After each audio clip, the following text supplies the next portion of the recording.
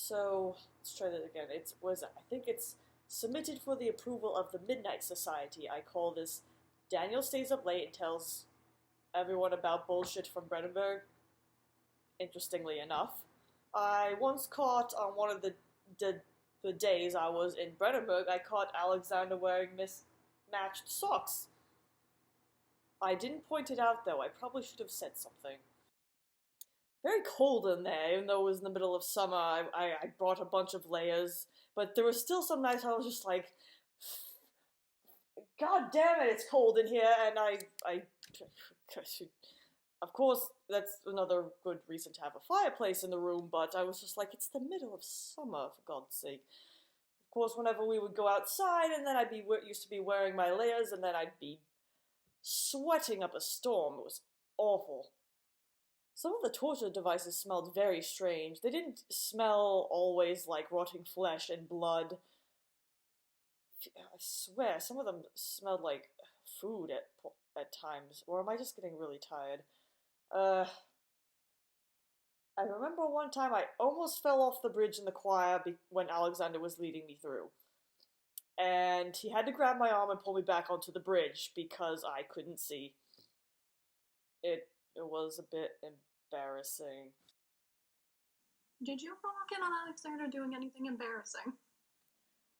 That is a good question. Let me think now. I believe I once walked in on him in the torture room using the dead body of a victim to wipe blood off his clothes.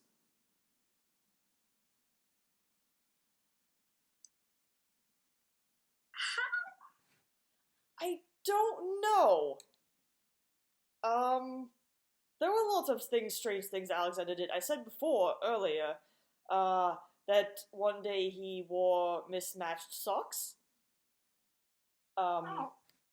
I noticed that because he was adjusting his pants a bit before we went into the torture rooms, I suppose, when stepping through the blood. Yeah. And that was odd. I should have pointed it out, but I didn't. I suppose it was done accidentally. Maybe he's colorblind. But that would explain his coat. Because it is an awful eyesore. It is very, very bright red. But I haven't been up this late in a long time. Not since Brennenburg, I think. That says a lot. Yes, what could I say? I couldn't really sleep well at that point. I would be quite delirious on some days because of my lack of sleep. It was not a pretty sight, let me tell you. I at one point, was in the torture rooms, I believe, and I thought they started to smell like some sort of food instead of corpses and blood. You know, all of the strange things seem to happen in the torture room. Well, yes, that's where many, many bizarre, horrible things happen, naturally. I actually, at one point, had a bit of a conversation with a torture victim. How did that go? It was good for a bit until I reminded myself that this was a terrible person, and then I shoved them into the brazen bull. Not my finest moment. No, not at all.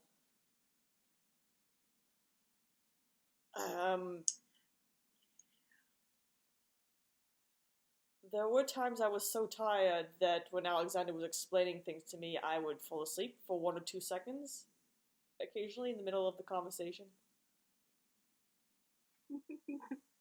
That at first he didn't notice, and that was alright, but there was one time when he caught me and I was embarrassed. Just a random question that I don't know if you'll know the answer. Alright, shoot. What do the grunts and birds do in their spare time? Mostly tidy up. I mean, that other than assisting with the bringing of the victims in, patrolling and whatnot, they mostly went about very mundane tasks. I never saw them doing anything for fun, really. They mostly would do. They would mostly just. I think the most mundane small thing I've seen them doing was like dusting or something. But mostly they kept to the shadows. I couldn't see them very well for the most part when I was there. I did not see their true form until well, you know the story. Yeah, it kind of makes me wonder if they'd be good at hide and seek. I couldn't say for sure. Because, well, they can't see in the dark very well, strangely enough. They stick to the shadows a lot, but they can't see in the dark very well. Bit of a problem Alexander didn't foresee when he created them, of sorts. No kidding.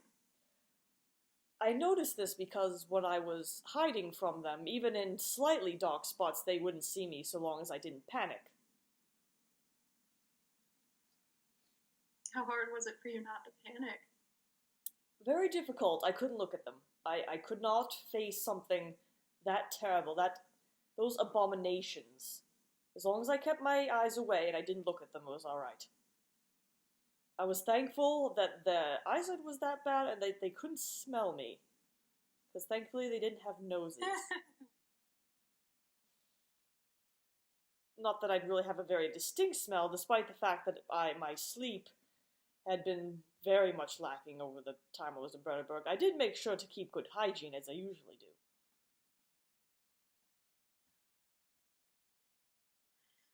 Well, even with good hygiene, you still smell like people.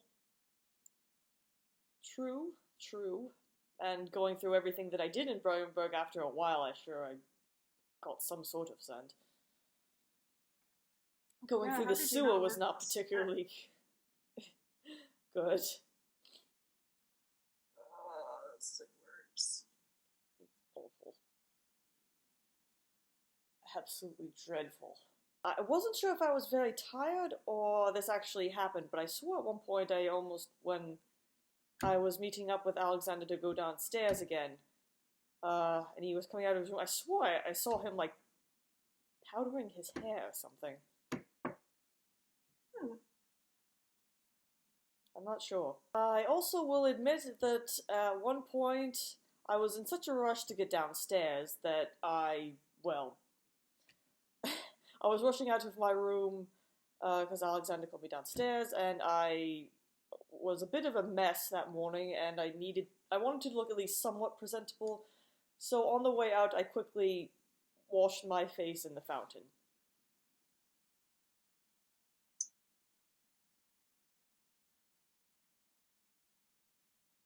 I'm remembering that fountain, and nope. I could hear you judging me. Judging me so hard.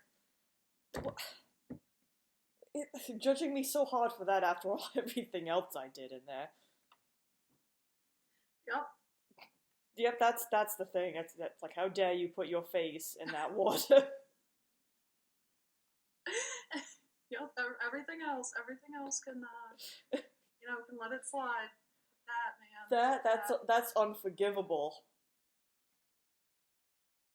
That was creepy. It's odd. It is very odd, and I'm surprised I again didn't ask Alexander about it. When I first got there, he seemed to be the type of man you just don't question. You don't bring up these sort of confrontations. A bit. Yeah. One of those men you expect to be a little bit odd, and you're not sure that you'll be better off to know the answer at the end of the day. Like, sometimes you're just better off not knowing. Pretty much. And given everything I know now about Alexander and Brennenburg, I can say that it's definitely still true. And of all the memories I had lost forever when taking that potion, even though most of them have gotten back. I will never be able to get rid of the memory of seeing Alexander naked, and that will haunt me until the day I die. Yeah. There is actually a memory taken up in my brain, a space in my brain for that, and that is unforgivable. No. No.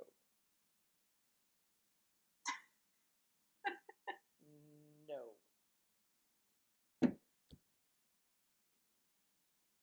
I could think of a million things I would rather see than that. Well, name them off.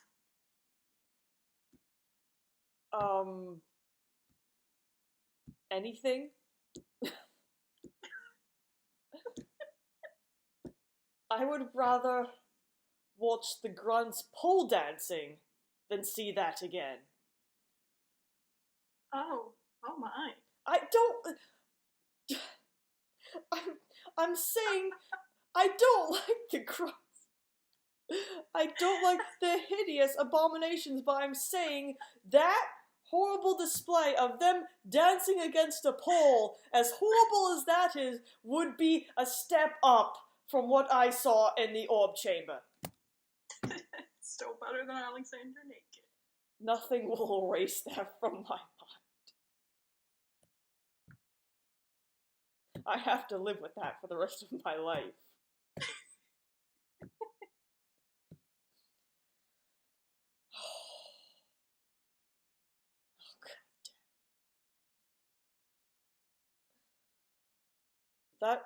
That is my punishment. That is my punishment for doing everything I did. That it's like God looked at me and said, Daniel, you have sinned so gravely that I'm going to give you the most disturbing mental image that you will carry with you to the grave. You earn this. And I can't say that I don't, because I deserve it, because I did horrible things and there was no excuse for that. Then again, throwing Agrippa's head in the portal, then he had to have seen it too. That I have to say sorry. I'm so sorry, Agrippa, for subjecting you to that. You deserved so much better. Well, at least, I mean, he got through the portal and got his old body back, but still, you didn't deserve to see that.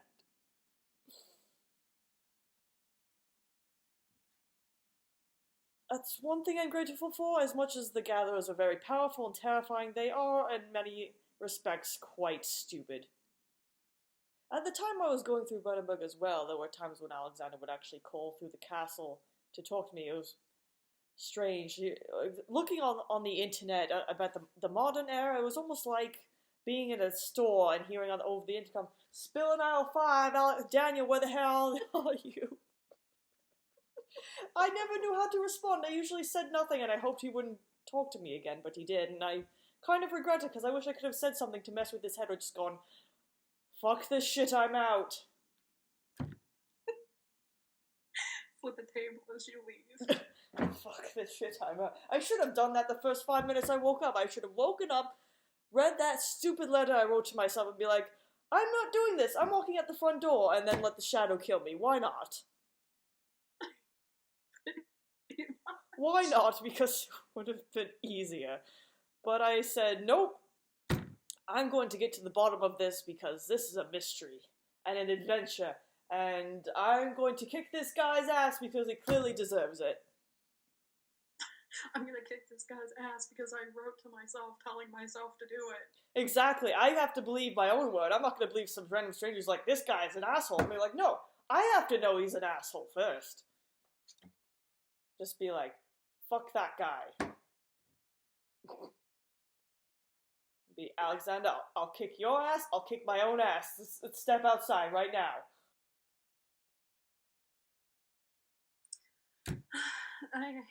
Now I'm just imagining Alexander, like, shouting through the castle, and you're just like, what? I couldn't hear you! Say that again? Could you repeat that? I'm busy taking all of your tinder boxes. Alexander going, can you hear me now? No. No, I can't hear anything.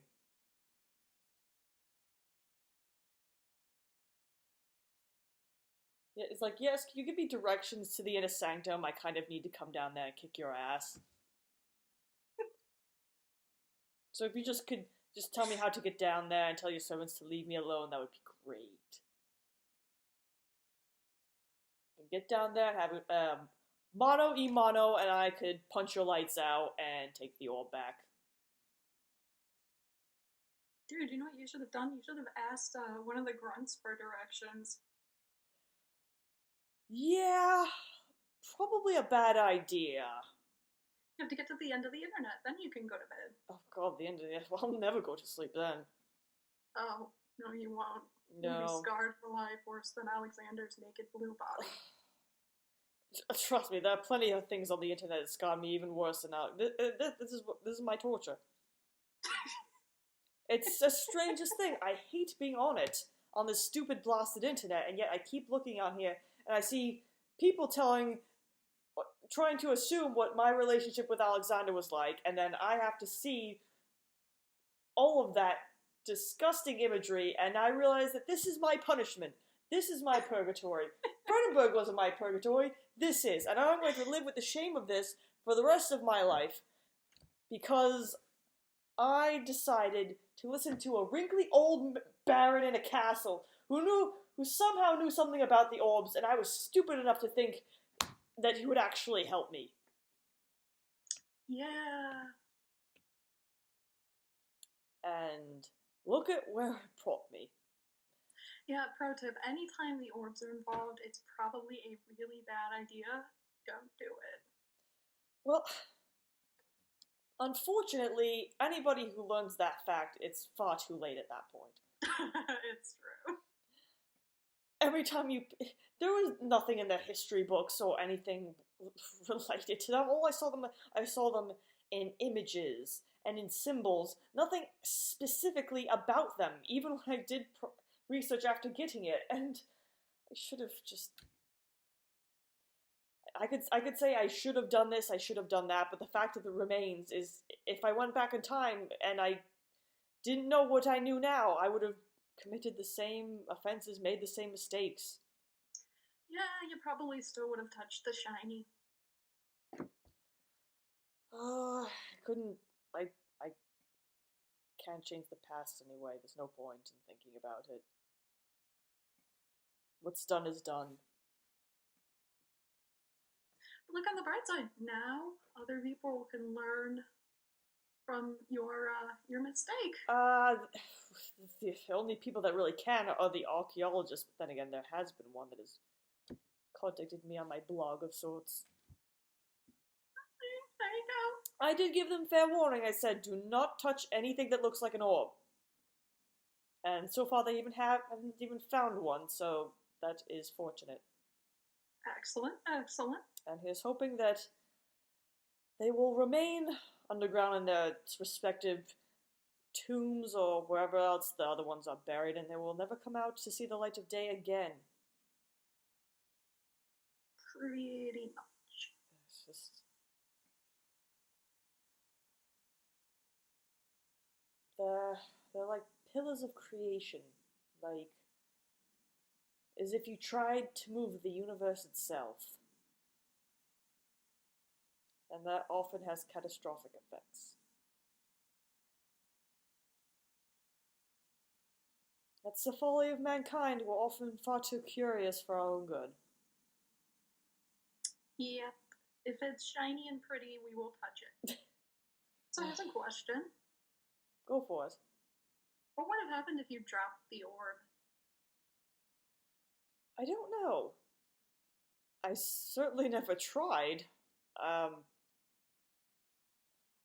never got the impression that it was easily breakable, which is why it confused me when I actually took a broken orb home. I had no idea if it was broken to begin with, or I'd broken it somehow. I maybe suppose when I first touched it, perhaps it dropped and it broke, or something supernatural made it break. I don't know exactly what it was that broke it. But when I assembled it back together, it seemed very, very solid. It was strong, but it wasn't very heavy. And I mean, it survived through my luggage to get all the way to Brennenburg without even the slightest scratch on it. I suppose if you tried to break it, it wouldn't be very easy. Then again, I'm no expert again, because I've never actually tried it. I was under the impression that this is not something that should be broken again. Probably not. Though that would be a fascinating experiment, but I hope to never be again in the vicinity of one. Ooh. Now there's a fun experiment. Drop it off the top of the Empire State Building and see if it breaks. What's the Empire State Building? Oh, right. You're in the past. It's a really, really, really, really tall building over in America. Ah. Huh. Yeah, we're talking really, really tall. I don't know. Again, I have no idea how strong the orb would be. I would love to know exactly what happened in that tomb in Algeria. What happened and what actually caused that orb to break, because that would answer probably a lot of questions I still have about them, but I would rather not touch them anymore and just deal with my questions and have them remain unanswered. There were quite a few articles of clothing I ruined in Brennenburg from being stained with so much blood. Ugh. Granted, when I left Brennenburg for good, I left all my clothing that I brought there anyway behind. I'm used to getting 2 to maybe 4 hours of sleep a night, and at least that's the way it was in Brennenburg. That's awful. I told you what it was. I could barely sleep. It was nightmares every night. Well, yeah, but it's still awful. That's the horrible part of it, is the horror of being awake in that castle when, at least before everything turned on me, was a better nightmare to face than the one in my sleep. That's depressing. Forced to relive all the deaths to the people I caused because of my damned ignorance.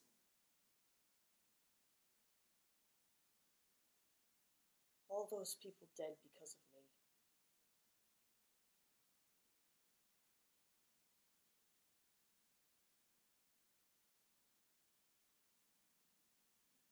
It's a strange thing, isn't it? That you can learn something and look back on yourself, your naive, ignorant self, and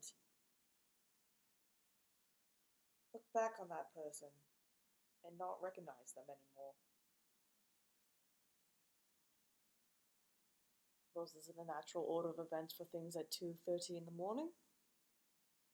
Things either get very, very bizarre or very, very, say... Heavy? Yes, that's an appropriate term for it. It's been a while since I've seen Mr. Madness. Perhaps I should stop by his house sometime and see how he's doing.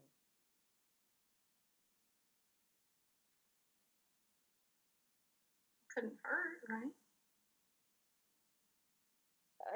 I suppose, unless I catch him on a bad day and he's not in the mood for visitors. Well, it's not like you're gonna knock on his door and he's going to open it up and you're going to have a rifle in your face. Oh, Let's hope not. Yeah, let's hope not. Then again, Mr. Manda seems to be very much about his appearances, I suppose. I don't suppose he'd be the type of person who would open the door, see who it is, and then close it immediately. Open the door for 2 seconds, see who it is, be like, he's not here, go away. Please leave a message after the beep. Bonus points if he does a very monotone beep. Oh, Mr. Madness, I know you're interested in machines, but come on now, you aren't one. The phones he has installed in his house are very interesting. Oh, yeah. I cannot imagine having that sort of thing around my house. Though I suppose it would make sense if he in fact wanted to ever call me.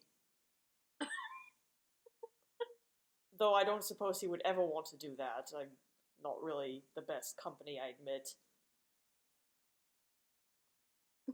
Call you at 4 in the morning, be like, Daniel, are you awake? What would he call me at 4 in the morning about? Do you think pigs have feelings?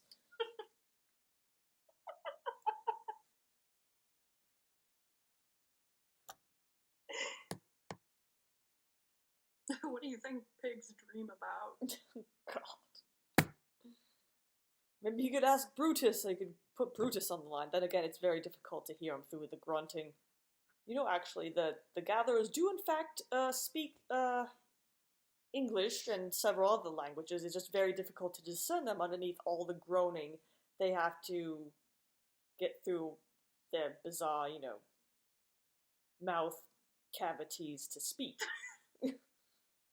But they actually can speak languages. It's just very difficult to understand. I have been around Brutus long enough that I can understand him most of the time. You can speak gatherer. Well, I can speak brute. I haven't been around the grunts long enough to understand their particular dialect of sorts. For the longest time, for like a few months or so, after Brutus started living here, he had to communicate strictly by writing me notes. Oh. Yes, he actually had enough dexterity in his workable hand that he could write notes to me. Okay, that's actually pretty impressive. Yes, for some reason after Alexander's death, it seemed like he regained enough memory of his past self, or at least his basic instincts, I suppose, like search for language, that he was able to do that sort of thing. He's still trying to remember specifically who he was before he was changed, but it's...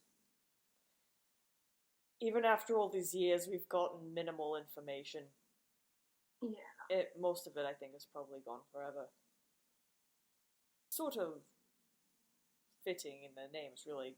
Grunts did the grunt labor of sort of just the more quote-unquote mundane tasks, the day-to-day activities.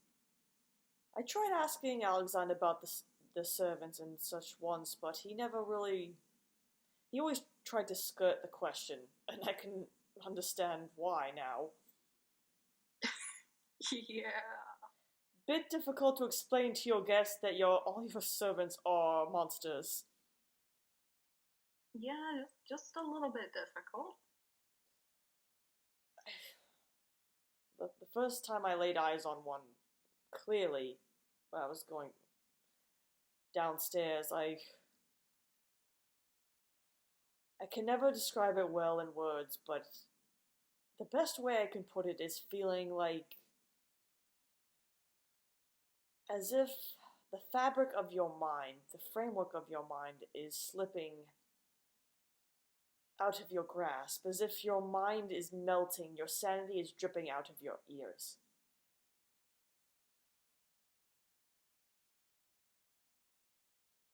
Which is not a very concrete way of putting it, but that's the best way I could describe that feeling.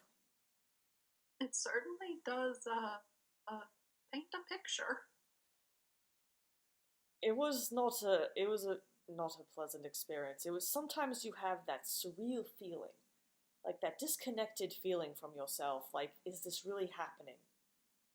It's sort Yeah. of that, but in a very bizarre, extreme way.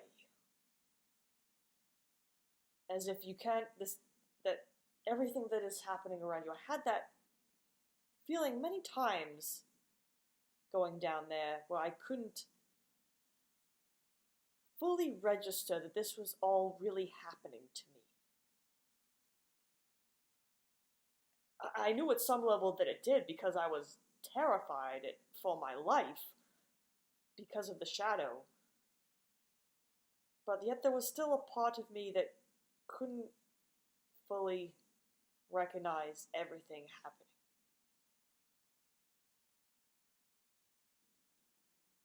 It's past my bedtime, as it were. And the Mon apparently has to reclaim her body. So it's certainly fun to come out once in a while. Even though I'm currently occupying it.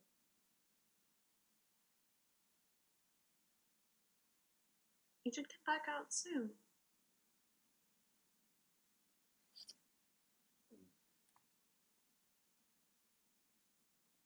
And with that, I will bid you a good night. Good night. Wonderful speaking with you.